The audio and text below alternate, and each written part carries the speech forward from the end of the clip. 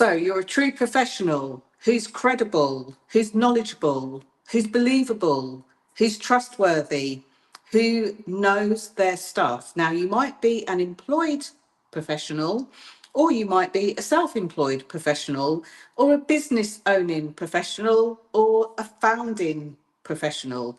Either way, what do you do when your credibility is crushed? Apologies. Sorry, not sorry for the dramatic pause there. But so many of us go through life striving, planning, setting, wanting, wishing, desiring, intending things to go wrong. And we don't even realise it. So many of us strive, desire, intend to have things, to be known for things. And the place that I see this the most is when people step up and decide that they are going to be visible. So in today's video, which is part of a series, a very long series, this is actually day 26 of 365 consecutive days of live streams or videos. And so far, I think I've only put out one video in that time. So pretty much close to a month of being consecutive. Now, many people who don't know me, you'll know I'm Jenny Kovacs, a visibility specialist known internationally now as the Queen of Being Seen. You'll know, well, if you know me, you'll know that visibility is my jam. But if you don't know me and you're stumbling across this video, maybe for the first time on YouTube, thinking, who's this person with a tracksuit top on and speaking to me, whether you're actually catching this live, catching this on the replay, or catching this weeks and months later, or even catching this because some of my work has gone out there in a different space and you're looking for the backstory. Who was this Jenny before I met her or read her book or books or heard her talk or anything else like that? Then this is me. But what you won't know is that the reason why I'm the visibility queen is because you being seen, you being heard, and you being visible is what lights me up. It's what makes me jump out of bed in the mornings. It's what makes me do this work. And I do this work all over the place. So coming this week, I'll actually be live streaming a masterclass called Confidence on Camera to a lovely, brilliant minded Australian coach who has a membership of about 6,000 people. I'm so excited about this. And the reason that I'm excited about it is because I am looking forward to seeing those light bulbs go on in people's minds when they realise that they can be 100% unapologetically visible. But here's what I end up seeing in a lot of people. Here's why I think a lot of people come to me, whether they are, corporate wanting to book me to speak, whether they are individuals who are, employed, maybe they're exec levels. I coach a lot of exec, and contrary to popular belief, 80% of my private clients are males. Did you know that? I bet you didn't. Surprises some people. But I work with companies, I work with people, I work with businesses. And one of the reasons I think that they come to me, and think about this for yourself, see where this might fit in for you, is you're great at what you do. You likely want to have that work be out there in the world, maybe more than you as a personality. Some people really don't resonate with being famous for their thing. Some people really don't resonate with being out there everywhere to the world. But what they do want is for their work to be seen. And especially if you're a business owner or a founder with a small team, or maybe it's just you. And I know there's lots of people that are just them and they're doing amazing things in the world. A couple of people that spring to mind. One person, I was listening back to one of their trainings actually this week, who had made just that year had gone through the $25 million mark. Think about this. People talk about 5 figures, 6 figures, 7 figures. 25 million. Think about this. That's what, 9 figures? Coming up to 8 figures, sorry. That's multiple 8 figures. So whether your goals or your aspirations are financial, which is completely okay, whether it's to build your credibility, that's okay. I wanted to talk about our ability today to be credible when we feel crushed. And I think it's only fair to share part of a story. And I say part of a story because I really want you to understand that this doesn't just happen to you. This happens to a lot of people. And I'm going to share parts of my story, but I'm going to keep identities safe. So I'm just trying to think back, coming up to 2 years ago this year. So we're kind of like 1 3/4 years away. I had a meeting with a publishing house and I was verbally offered a book deal, which surprised me because anyone that knows me will know I do a lot of public speaking. In fact, on LinkedIn, I've got a top voice for public speaking. I've had that for 9 months, coming on for 10 months now. And I feel like I can express myself, articulate myself better in person, better verbally than I do when I write. Although over the years, people have told me that they've read some of the stuff I've written and it's really resonated with them. They've really loved it. And people have very frequently asked me, so when are you going to write a book? So I hadn't actually decided at that time to write any books. But I thought, let me go along to the meeting. I need to understand what I need to do to be able to be credible enough as an author to get a book out there. So I went along to the meeting. I was really not attached to any outcome. And if I'm honest, when I went to the meeting, I was wondering, who are their readership? What would I need to do? What would I need to put in place in order to have, to put a book proposal together and submit it? Because the irony of all of this is, I actually worked for somebody behind the scenes as one of their coaches, and they were really great, not only at getting the book written, but actually selling the book. This person was so successful in this that they stayed like at the top of the book charts for a very long time, knocking some very famous names off the #1 spot too. So they had produced a program which helped people to not only write the book, but actually profit from the book to be to sellable. And this was a published author too.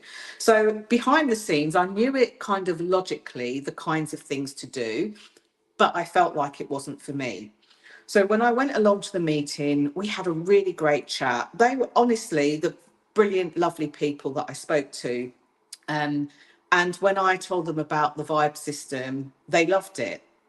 And at the end of that meeting, actually verbally offered me a book deal, a multiple book deal, let's just say. I couldn't believe it. I think for the rest of that day, I couldn't string a sentence together. I remember I went to meet friends afterwards. I couldn't string a sentence together. I just didn't know whether to laugh, cry, or, have various body functions happen all at the same time. It was the most incredible feeling. And all I was having to wait for was contracts and stuff to come through. At that point, I realised kind of within myself my value. So my first insight into this story that I'm sharing is, don't wait for somebody else to see the value inside of you. Do whatever it takes for you to be able to identify and see your own value. I don't care if you're the world's best street cleaner. I don't mind if you are the exec at a top well-known Fortune 500 company. I don't mind if you've won awards for your team leading. I don't care if you've already written loads of books. I don't mean I don't care about you, but you will understand what it feels to be credible, to put yourself out there. And then along the path, something happens that doesn't happen. So it's taken me 1 3/4 years to lick my wounds and work out what to do next. Just in case you're wondering how the tail ends with the contract. A few things happened along the route that meant that it didn't come to fruition. I would like to say that it was about my work being of high quality, high standard and everything else, but I didn't actually get to show or demonstrate that. So I decided not to make up stories in my head, because to be honest with you, the reasons, the stories, the excuses that were rolling around and going rife were hard enough to deal with. And this is what I'm talking about. So think of a time or sometimes in your life where something felt like a sure deal. It felt like a dead cert, which is a funny expression to use given this, but it felt like it was absolutely going to happen. And then disappointment struck and it didn't come through for whatever reason, whether it was you dropped a ball, whether it was they dropped a ball, whether it was the pandemic, whether it was some intervening third party experience. All of that is actually irrelevant and isn't going to serve you. There was such a long process for me to lick my wounds, and I will be sharing about this, and I will be sharing my writing journey as I start to write my books. And the reason that I'm going to split it into books is because, as a visibility specialist, visibility is my jam. Visibility is the thing that people know me for. And there are other pieces kind of underneath.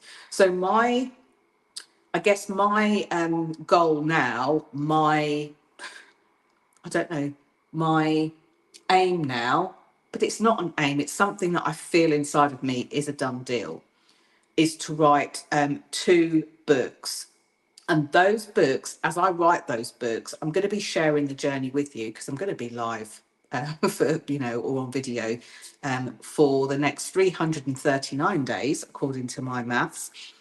So I will share parts of that journey with you. This feels very similar to when I shared my journey about running the London Marathon. Not once, but twice. I was not a runner. I hadn't even run a half marathon. I haven't even participated in a 10K race. But there I was, training to run a marathon with very good support and very good help, but thinking about things like training plans, thinking about things like running in the cold weather. I remember running through Greenwich Park in the snow and being so grateful that they cleared a path at the bottom, and I just ran backwards and forwards until I'd run the time that I needed to run to train. I remember running in the rain and wearing a baseball cap so that the water wouldn't get into my eyes, but then, road running and being splashed by lorries and wiping my face as the water, like the dirty cold water, sprayed up and went into my eyes. But that didn't stop me. And if you are experiencing something that feels like it is tapping on your credibility and it is questioning who you are, I would invite you to stop that right now too. When I looked up the meaning of credibility, credibility is our ability, and I haven't got my glasses on, so now I'll squint. It's our ability to, or the quality of being trusted. This is what it says: believed in and believable. It also says something about being convincing. Now, that doesn't resonate with me. I'm actually working on a program at the moment, which sits underneath the visibility vibe stuff, about credibility, because, in my experience and in the experience of the people that I work with, that I'm so grateful I get to work with, and with my own support networks in so many places, including every Saturday morning, the lovely Jenny Garrett, to use her title, Jenny Garrett, OBE, runs a writing room in Clubhouse. It's small, it's perfectly formed, and in some respects, I kind of don't want it to be like thousands of people in there, but I kind of do, because it's important. And through, the writing, through the sharing, through just creating that space, it's reminded me of who I am. And I would like to pass that baton forward. If you're watching this, or you've shared this with somebody else, I want to pass that baton to you too. I want to remind you of who you are. You're not just credible, you are incredible. You're not just believable, you are unbelievable. You're not just trustworthy, you are like the soul of discretion. And as soon as you get to know that within yourself, it makes it so much easier to go out in the world and just be visible and do it in a way that feels credible to you too. It means that when somebody tries to push you down with their words or their comments or their feedback, unsolicited or otherwise, it means that you are not swayed by somebody else's thoughts. Sometimes those thoughts can come from within your family networks. They're the people that know you. And as one of my mentors used to say, the reason why our close family can push our buttons often is because they are the ones that created them. Think about that. I want to remind you of who you are. I want to remind you of who you've become. I want to remind you of how far you've travelled. And I definitely want to remind you of where you're going to. Keep your eye on that goal. Do whatever it takes to put step by step, day by day, week by week, month by month, year by year, if it takes it, to get to closer to that place that you have already created. You might share it with friends, you might share it with family, you might share it with strangers, but many of them won't get it because they don't feel what's inside you. So if you have been worried about how your credibility shows up, watch this space. You'll see, especially on YouTube, but in most places, I'll also put the links of how you can connect with me in other places online. I often have people that are on Facebook and say, I just happened to catch this, but I don't really, I don't really log into Facebook. Or people that say, oh yeah, it was LinkedIn, but I prefer to watch my videos on YouTube. I'm also on Instagram, I'm also on Twitter too. But I'm going to be sharing this journey with you and any insights that come out along the way.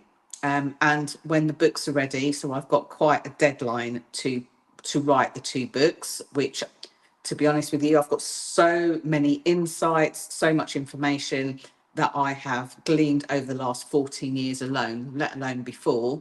But I also will share personal stories to demonstrate some of those some of those points as well. And I'll share some sort of client stories with their permission along the way too. So thank you so much for watching these. Thank you for supporting. Wherever you're watching these, please either follow me, subscribe, and leave me a comment. Let me know where you're at with the credibility game. And if you've got questions that you want to ask, please ask them away and I'll answer them again on one of these future episodes. I have got 339 to go. Thank you so much for being there. Remember to be seen, remember to be heard, and remember to be visible as you. That's it. Your voice matters. Bye for now.